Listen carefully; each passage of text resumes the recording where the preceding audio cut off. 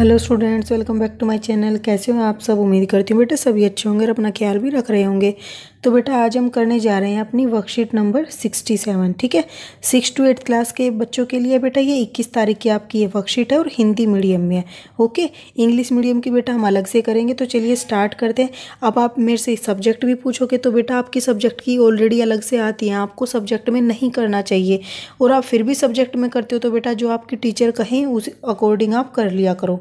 ठीक है, तो बेटा इसमें आज हम क्या पढ़ रहे हैं, हर रोज की तरह मैं पौधों को पानी दे रही थी। ठीक है, तो एक लड़की है बेटा, वो बता रही है कि मैं हर रोज की तरह पौधों को पानी दे रही थी कि अचानक बहुत सारी मधुमक्खियां उड़ने लगी। तो उसने देखा बहुत सारी मधुमक्खियां उड़ने लगी। ध्यान से देखने पर बड़े पौधों के बीच एक मधुमक्खी का छत्ता दिखाई दिया। तो उसने जब ध्यान से देखा ये कहाँ थी, तो एक मधुमक्खी का छत्ता दिखाई दिया उसको पेड़ पर, बड़े वाले पर। ठीक है, उसे देखकर मैं बहुत खुश हुई क्योंकि अभी तक सिर्फ किताबों में ही देखा व पढ़ा था। तो यह देखकर वह बहुत खुश हुई क्योंकि उसने अभी तक किताबों में ही देखा पढ़ा था। तो जैसे बेटा आप भी कोई चीज़ नहीं देखोगे जिसके बारे में अभी तक आपने सुना ही था या पढ़ा था और फिर तुम उसको अपनी आंखों आगे देखते हो तो आपको भी अच्छा लगता है। और अब समझी, तो फिर वह कहती है कि अब समझी कि किताबें पढ़ना कितना ज़रूरी है। तो इससे उसे समझ आया कि अगर वो किताबों में नहीं पढ़ती तो उसे आज कैसे पता चलता कि ये क्या चीज़ है। ठीक है, तो इसलिए ज़रूरी होता है पढ़ना। अगर मैंने मधुमक्खी के छत्ते से दूर रहने के बारे में न पढ़ा होता तो जिज्ञासावश उसे छू लिया होता।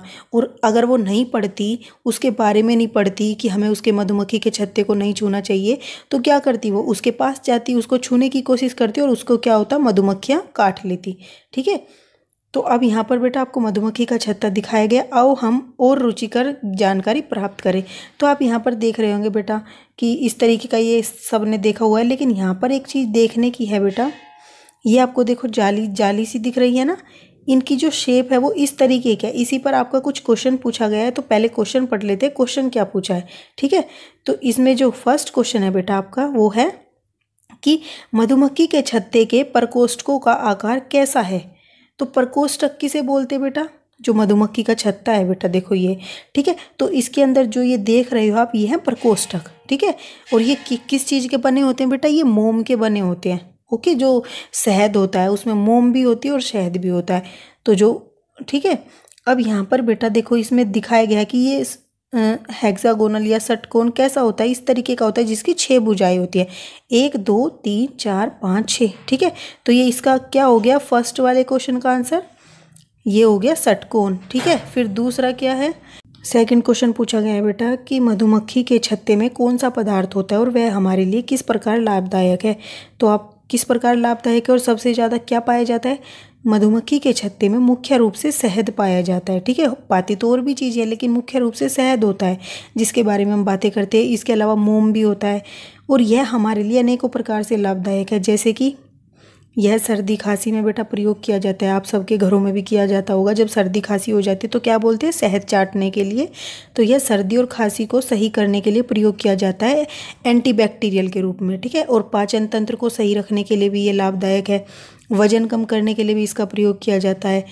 मधुमेह से पीड़ित व्यक्ति जो होते हैं मीठे के लिए शहद का प्रयोग कर सकते हैं। ठीक है, जैसे उनको चीनी नहीं खा सकते वो, और शहद का प्रयोग त्वचा को अच्छा रखने के लिए भी किया जाता है। तो ये लिख दोगे आप, बड़ा नहीं है, आसान सा है बेटा, याद हो जाएगा।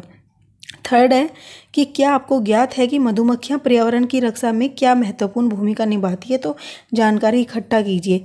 तो बेटा मधुमक्खियां पर्यावरण की रक्षा में महत्वपूर्ण भूमिका निभाती है, क्या, क्योंकि पर्यावरण में और जंगलों में पाए जाने वाले अनेकों पेड़ मधुमक्खियों के परागण पर निर्भर होते हैं। ठीक है, तो परागण कहाँ से आता है इनके पास बेटा, ये आता है पेड़ों से। ठीक है, पेड़ों पे जो फूल होते हैं उनसे ये परागण को इकट्ठा करती हैं। उसमें क्या होता है, तो यह मधुमक्खियां परागण देखो अलग चीज़ है और परागकण अलग है।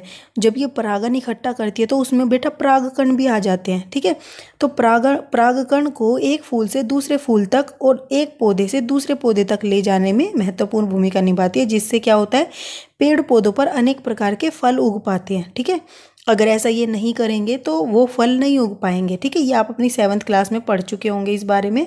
और ये हमारे लिए अन्य जीव जंतुओं के लिए आहार बनते हैं, और फिर ये फल हमारे लिए और बेटा अन्य प्राणियों के लिए क्या बनते हैं, आहार बनते हैं। इसके द्वारा उत्पन्न बीजों से नए पौधे उगते हैं। फिर इस प्रकार मधुमक्खियाँ पर्यावरण की रक्षा के लिए महत्वपूर्ण भूमिका निभाती हैं। ठीक है, अब 4th क्वेश्चन क्या है बेटा आपका कि मधुमक्खी के अलावा अन्य कौन से प्राणी हैं जो पर्यावरण की रक्षा करते हैं, सूची बनाइए। तो 2-3 मैंने बताए बेटा, इसके अलावा भी आप लिख सकते हो कि मधुमक्खियों के अलावा केंचुआ हो गया, ठीक है, गिलहरी हो गई, चूहे, चील, बाज, कौआ आदि प्राणी भी पर्यावरण की रक्षा करते हैं। कैसे करते हैं बेटा? केंचुआ जो होता है, गली सड़ी जो पेड़ पौधे होते हैं उनके जो गले सड़े छिलके हो गए, इन सबको क्या करते हैं, खाद में बदल देते हैं। गिलहरी क्या करती है बेटा? जमीन में क्या नाम है, चूहे क्या करते हैं, जमीन में खोद देते हैं। ठीक है, और गिलहरियाँ भी क्या करती हैं, ऐसे ही वो भी छोटी छोटी चीज़ों को, कीड़ों को, आसपास के ये खाती हैं। ठीक है, कीड़े नहीं खाती, वो छोटे छोटे नट्स खाती हैं और क्या करती हैं, सफाई का कार्य करती हैं। दूसरी बाज हो गए या चील हो गए, जो बेटा क्या नाम है, जैसे कोई पशु पक्षी हो गए, ये मर जाते हैं तो उनको क्या करते हैं, ये उनको खाते, तो ये पर्यावरण में सफाई का वो कर रहे हैं कार्य। तो इस तरीके से ये हेल्प करते हैं पर्यावरण की रक्षा करने में और उसको स्वच्छ करने में। तो ये थे आपके आज के क्वेश्चन आंसर। उम्मीद करती हूँ बेटा आपको अच्छे से समझ आई होगी ये वर्कशीट।